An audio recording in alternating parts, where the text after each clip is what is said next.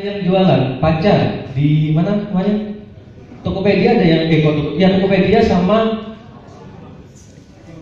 bukan Gojek kalau nggak salah, persewaan pacar.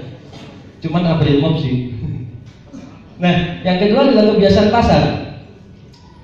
Misalnya contoh realnya ya, saya punya teman, dia adalah salah satu pebisnis di Malang, di Sidoarjo juga ada. Dia jualan karet bantalan jembatan atau kapal. Kira-kira menurut kalian kalau itu dijual di online, kira-kira laku nggak? Laku. Ada yang nggak percaya kalau itu nggak laku? Kalau nggak percaya, bisa ditanyakan orangnya di Facebook, ada namanya itu kalau nggak salah Umam Sibolang. Nah, dia itu jualan bantalan karet untuk jembatan sama kapal, dan omsetnya bisa dibilang di atas rata-rata sih kalau untuk UKM. Nah, kalau di Sidoarjo dia jualan matras untuk latihan olahraga. Tahu nggak? Kalau nggak tahu kelihatan banget kalau nggak pernah olahraga. Ya Pak ya. Oke. Selanjutnya adalah misalnya tujuannya untuk AdSense. Nah, saya di sini lebih fokus ke AdSense. Ada beberapa cara untuk research untuk AdSense ini. Yang pertama adalah menggunakan tools. Yang kedua adalah menggunakan manual. Kalau manual ini lebih ke yang dikatakan Mbak Rahma tadi, seperti mencari idenya tadi, mencari ide dari pengalaman sendiri, dari pengalaman teman. Misalnya pengalaman teman atau pengalaman sendiri membeli emas di Pegadaian atau mengadakan sesuatu di Pegadaian, seperti itu. Atau juga pas liburan menggunakan Traveloka, kita tulis di blog, seperti itu. Nah, itu cara manual. Kalau menggunakan tools, ada beberapa tools yang bisa dipakai. Next. Beberapa contohnya adalah seperti ini: Google Keyword Planner, Semrush, Keyword Referer, Alexa.com. Ini cuma gambaran secara umumnya aja. Kalau saya lebih sering menggunakan Google Keyword Planner karena ya satu alasan, biasanya itu adalah gratis, lebih mudah juga. Ya tergantung sih sebenarnya, tergantung kebutuhan juga. Kalau Semrush, Keyword Referer sama Alexa ini kebanyakan Semrush sama Keyword Referer ini kebanyakan untuk market luar atau blog Inggris atau bahasa lain. Kalau Indonesia bisa menggunakan Google Keyword Planner sama Alexa.com. Kalau yang ketiga ke bawah itu biasanya premium semua.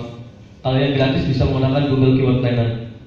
Nanti tutorialnya bisa dicari di Google gimana cara researchnya, karena udah banyak lah yang share. Nah, oke, next. Sampai di sini ada pertanyaan? Atau nggak ngerti sama sekali? Sepertinya nanti semua. Oke, semuanya berdiri. Ayo berdiri. Ayo berdiri. Ayo berdiri.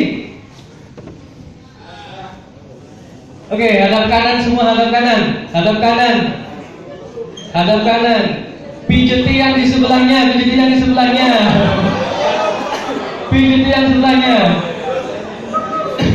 Ayo. Pijeti. Yang serius kalau pijat, yang serius. Oke, berhenti. Balik ke kiri. Pijat yang satunya.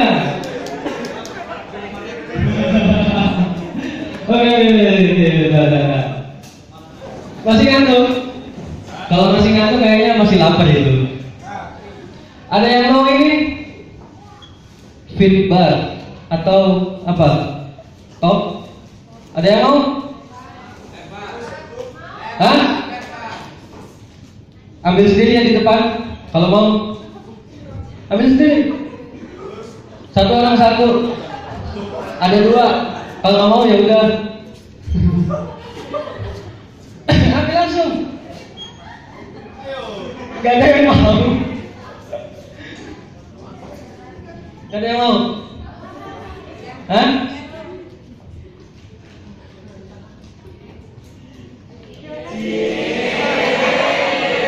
Mau dijadikan istri yang keberapa? Oke, lanjut. Sampai mana tadi ya? Oke, yang selanjutnya adalah optimasi on page. Ada tiga inti dari optimasi on page ini: konten unik, struktur web, sama struktur postingan atau artikel. Nah, ini nanti akan saya bagi-bagi lagi. Oke, next. Konten unik. Kalau dibilang konten unik ini sih sebenarnya banyak parameternya lah, seperti itu. Tergantung dari sisi kita sendiri dan tujuan kita sendiri. Kalau menurut saya sendiri ada beberapa parameter. Yang pertama adalah bobot konten. Bobot konten ini kayak gimana ya? Apakah konten ini atau artikel ini bermanfaat untuk user? Jadi ketika orang mencari di Google atau di halaman pencari yang lainnya, nah terus menemukan blog kita, apakah user itu menemukan apa yang dia cari? Misalnya, ketika orang mencari cara memutihkan kulit atau cara menghitamkan kulit, ada ya yang mencari cara menghitamkan kulit? Nah, ketika orang mencari terus menemukan blog kita, apakah user tersebut menemukan apa yang dia cari? Nah, itulah yang dimaksud bobot konten. Yang kedua, nah sekarang banyak orang yang istilahnya mencurangi halaman pencari dengan teknik yang menipu atau abuse. Judul dan isi kadang nggak nyambung. Banyak kan yang menemukan kayak gitu? Nah, mungkin semua dari sini 80% pernah mengalaminya. Merdeka.com. Gak usah disebutin. Ya banyak lah contoh-contoh kasusnya. Saya sendiri juga banyak.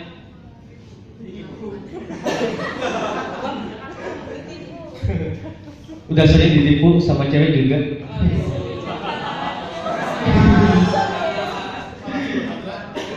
Oke. Jadi judul sama isi itu nyambung. Apa yang kita tulis di judul itu nyambung dengan isinya, seperti itu. Jadi kembali lagi ke bobot konten tadi. Yang ketiga, unique and valuable. Jadi membuat konten yang unik, bermanfaat, terus memberikan apa yang mereka cari. Udah saya bahas ya. Terus yang keempat udah saya bahas juga. Yang tetap yang kedua. Jadi menghindari cara nyulang. Kalau pernah tahu auto generate content, nah seperti itulah. Itu yang abuse atau cara curang seperti itu. Nanti dicarilah seperti apa bentuknya atau penampakannya. Hah? Nggak punya Facebook saya. Katrat ya. Oke, next. Oke, yang selanjutnya adalah struktur web atau blog. Struktur web. Mungkin ada yang pernah nyari menggunakan smartphone atau bisa dipraktekkan sekarang. Nyari terserah lah apa, misalnya cara memutihkan kulit atau menghitamkan kulit atau tiket murah. Nah, biasanya itu ada sebuah halaman atau tulisan di halaman mencari itu ada mobile friendly di Google. Nah, itu adalah salah satu alasan mengapa mobile friendly penting untuk SEO. Karena Google sekarang itu sudah mengutamakan situs atau website yang sudah mobile friendly. Nah, kalau kalian membuat blog dan itu tidak mobile friendly, mungkin you should fix it. Ada yang tahu artinya? Ya, kamu harus membenarkan itu atau pokoknya lah. Terus yang kedua adalah URL structure. Contoh ini adalah seperti ini. Next. Nah, ada sebuah restoran yang bernama Kids. Dia membuat website. Menunya itu adalah menu atau homepage. Terus ada location, ada catering, ada about. Nah, terus dari location ada nama tempat, Castro, Chinatown, dan lain-lain. Nah, seperti ini adalah URL structure. Contoh lainnya lagi adalah seperti ini. Next. Nah, seperti ini homepage, ada kategori, ada product page, dan lain-lain sebagainya. Awareness structure ini bisa dibilang apa ya namanya? Kayak pemetaan. Jadi bisa kalau contoh real life-nya apa ya? Misalnya untuk mencari orang lah. Oh, dia pernah bersekolah di SMKN 1 Surabaya misalnya, ada seperti itulah pokoknya kurang lebih. Jadi ada pemetaan. Oke, next. Yang ketiga adalah site speed atau page speed. Google atau users biasanya lebih suka halaman atau website yang kecepatan websitenya itu lebih cepat. Banyak web developer atau blogger atau webmaster yang memaksimalkan kecepatan halaman website mereka. Nah, itu kenapa alasannya? Karena itu cukup berpengaruh di SEO. Tapi sebenarnya itu masih rumor sih. Tapi walaupun masih rumor, itu akan berdampak di user. Karena ketika orang atau user membuka website kita dan itu cepat, user akan lebih betah. Ketika betah, tentu itu akan menjadikan konversi di penjualan kita atau di penghasilan kita. Seperti itu. Oke, ada pertanyaan atau bingung? Atau ngantuk? Ngantuk gak? Ada yang mau lagi? Gak ada yang mau? Siapa yang mau? Maju. Ada. Kamu pilih yang mana?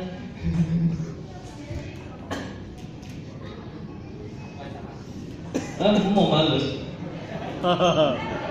Mau yang mana? Duluan. Terserah ngambil yang mana. Ya udah, ambil. Makasih. Oke, next.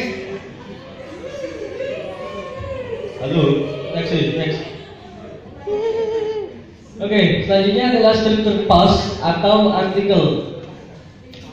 Ini bisa dibilang panjang banget sih kalau dijelasin ya. Cuman saya akan jelaskan secara singkat ini. Heading ini maksudnya adalah title.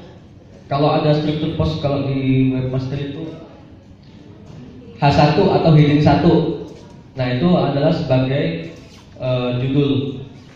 Terus ada H2. H2 itu subtitle. Jadi ketika kalian buat artikel, terus ada judulnya, terus ada paragraf pendek lah, terus ada gambar, terus bawahnya ada subheading. Nah, itu H2. Pokoknya seperti itulah. Nanti bisa dicari lah seperti apa, atau bisa dicari di Google sekarang. Hidden implementation in post atau in article. Atau kalau bahasa Indonesia jarang sih ya, apa? Atau cari SEO on page heading lah, kayak gitu. Nanti akan tampil lah seperti apa contohnya.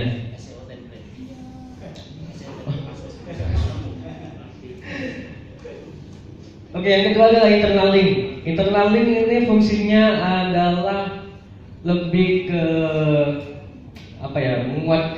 saling menguatkan halaman seperti itu. Nah, ketika kalian membuat artikel cara memutihkan kulit dan kalian juga memiliki artikel cara menghitamkan kulit, kira-kira itu masih setema nggak atau sebahasa nggak? Seperti itu. Enggak, ya udah kalau gitu nggak usah dibahas lagi lah, saya pulang lah. Oke, nah katakanlah itu adalah dua artikel yang saling berkaitan. Nah, salah satu artikel atau keduanya bisa saling nge-link seperti itu. Nah, itu akan saling menguatkan seperti itu. Nah, itu yang dinamakan internal linking. Jadi linknya diarahkan ke blog itu sendiri tapi di halaman lain. bukan di blog lain atau halaman di luar blog itu. Yang ketiga adalah keyword density. Keyword density ini penjelasannya sih agak rumit ya. Kalian memiliki artikel katakanlah 1000 kata dengan keyword cara mengecilkan badan. Maaf ya Pak, maaf Pak.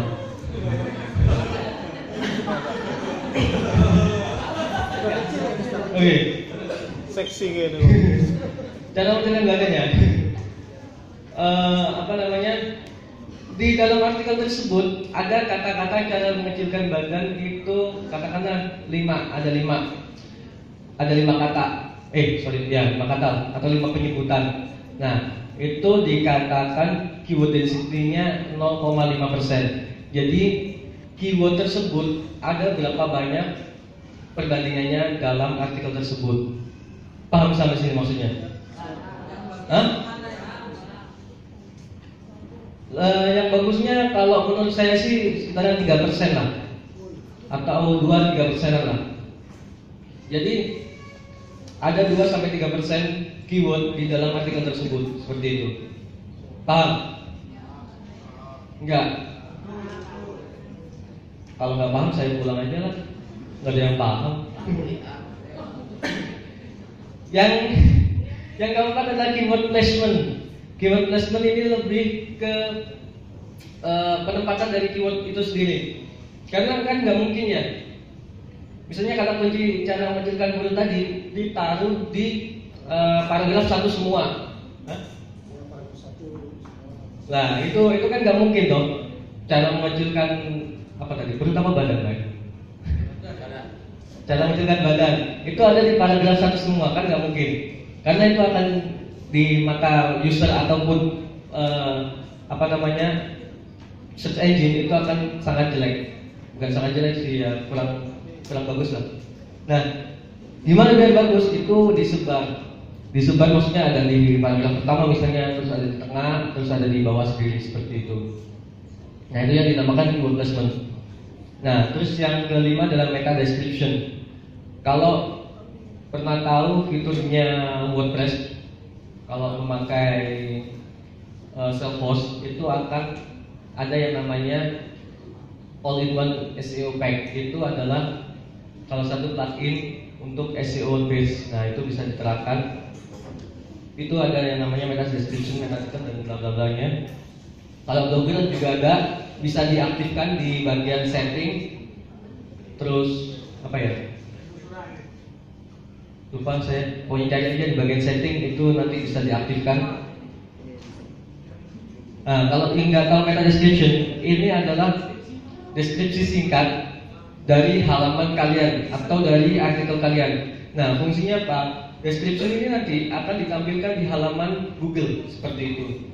Jadi usahakan meta description ini potongan kecil atau deskripsi singkat dari halaman itu sendiri.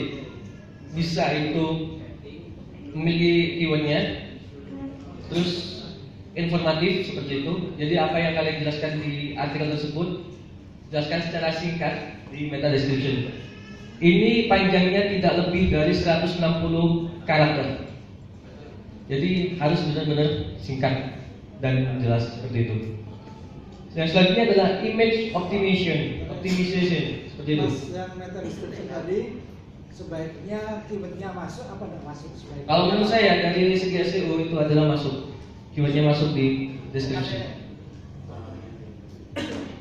Kalau image optimization ini, kalau pernah tahu ALT tab atau ALT description di image, nah seperti itulah image optimization.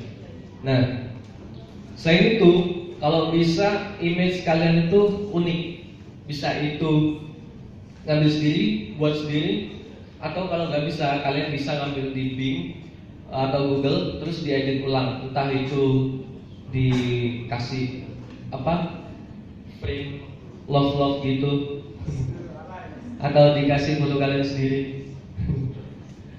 Yang selanjutnya adalah video optimization. Kalau ini sih sebenarnya optional atau bisa dilakukan juga. Kalau saya sendiri jarang menggunakan video optimization. Karena saya sendiri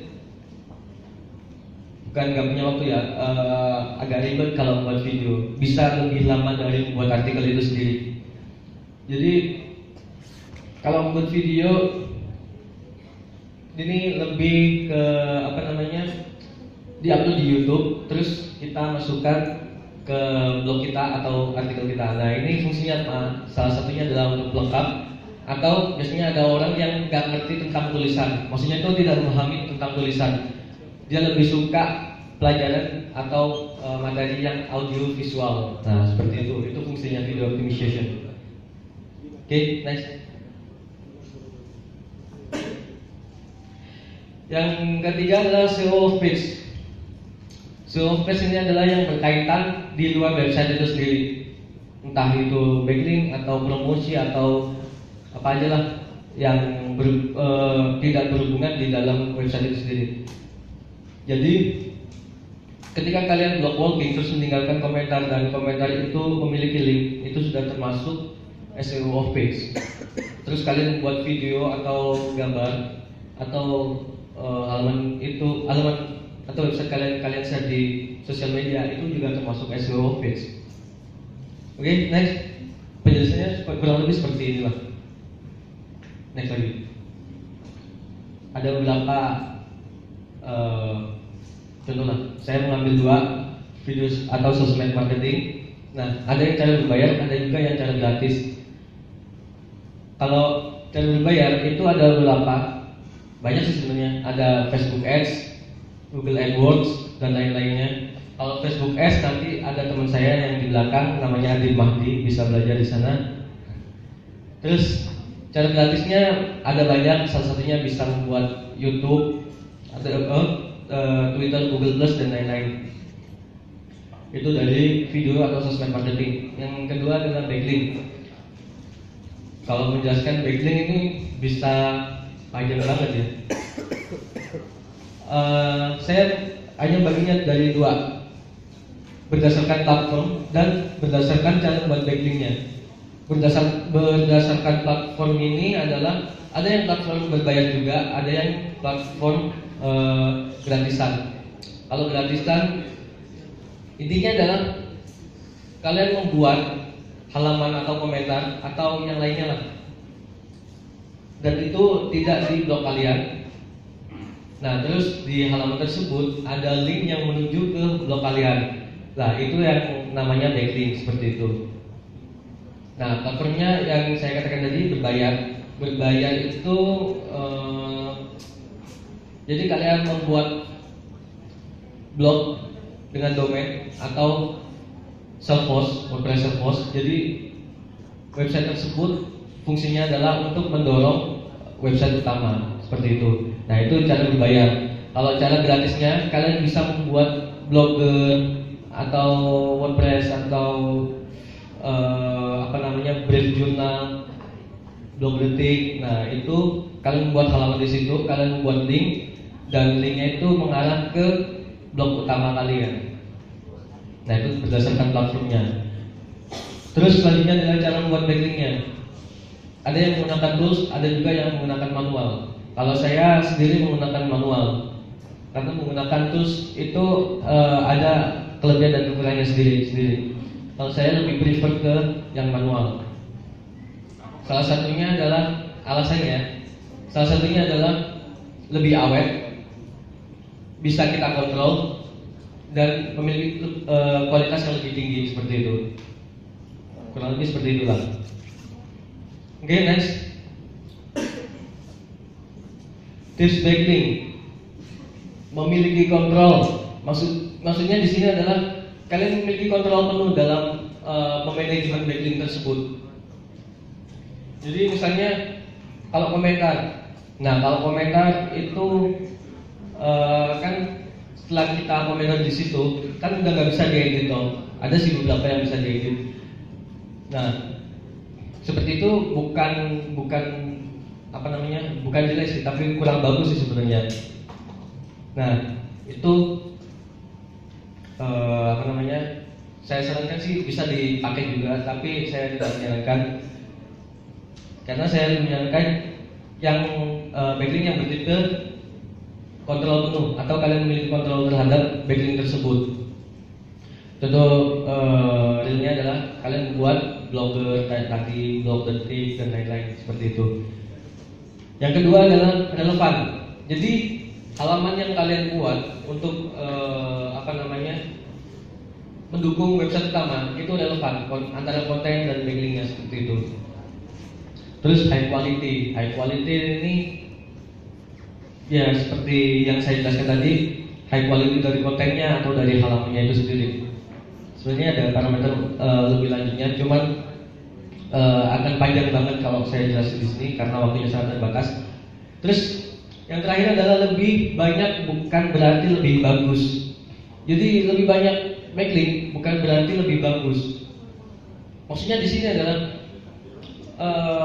kalau cara sendiri atau style saya itu lebih mementingkan dari kualitas backlink itu sendiri daripada quantity seperti itu. Karena kalau dibandingkan dari jam kerjanya atau dari banyaknya kita membuat hal tersebut misalnya itu sebanding lah kayak gitu. Oke, next. Aduh sampai tidur kasih jatuh. Kurang makan mas. Ini mas. Oke, yang terakhir adalah evaluasi. Ini sih sebenarnya tergantung kalian sendiri ya evaluasinya. Kalau saya sendiri adalah seperti ini. Dari segi income. Jadi saya mengevaluasi dari 1 bulan ke belakang atau beberapa minggu ke belakang. Jadi income atau penghasilan saya berapa dari bulan kemarin seperti itu atau dari minggu kemarin. Nah ini kalian harus memiliki manajemen itu sendiri.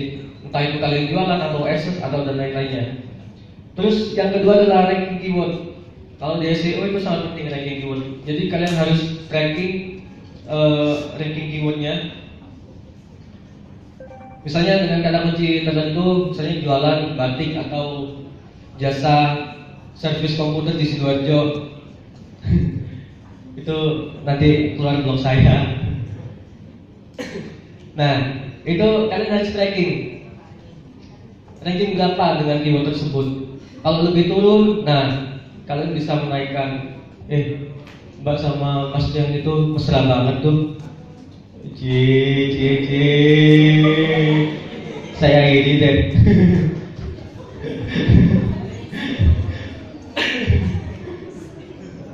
Mbak, pelan nggak? Ini ada.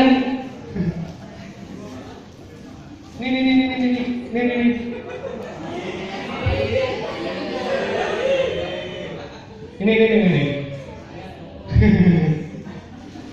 Oke, yang ketiga adalah kompetitor. Jadi kalian harus memperhatikan kompetitor itu sendiri. Kompetitor kalian itu siapa? Misalnya saya punya blog teknologi ya. Nah, kompetitor saya siapa yang membahas teknologi juga? Misalnya ada yang namanya Arena Tabel atau Detik Ponsel atau lain-lainnya. Kalian tahu kalau sering mencari referensi smartphone seperti itu. Yang terakhir adalah report. Report ini keseluruhan dari 3 di atasnya itu. Jadi membuat report dari segi income, ranking keyword dan kompetitornya itu sendiri. Jadi SEO itu kompleks. Bisa dibilang SEO itu seni lah. Jadi tiap orang itu berbeda-beda caranya. Tapi sebenarnya tujuannya sama, untuk ranking halaman atau website mereka di halaman 1 seperti itu. Oke, next. History of SEO. Ada yang tahu sejarah dari SEO di sini? Hah? Nggak ada yang tahu? Saya juga nggak tahu sih sebenarnya. Oke, next. History of SEO. There is a story if you start action. Make your own story. Start from now. Tahu maksudnya? Jadi nggak akan ada histori atau sejarah jika kalian tidak akan memulai. Jadi mulailah dari sekarang belajar SEO atau menerapkan SEO di blog kalian. Jadi ketika kalian menerapkan, itu akan ada historinya, akan ada sejarahnya seperti itu. Seperti cinta yang menabur. Aku ingin ngomong apa sih? Oke, next. Ini adalah kata-kata terakhir lah. Duh. The last but not least. Any question? Nanti. No, ya udah saya ulang aja lah. Assalamualaikum.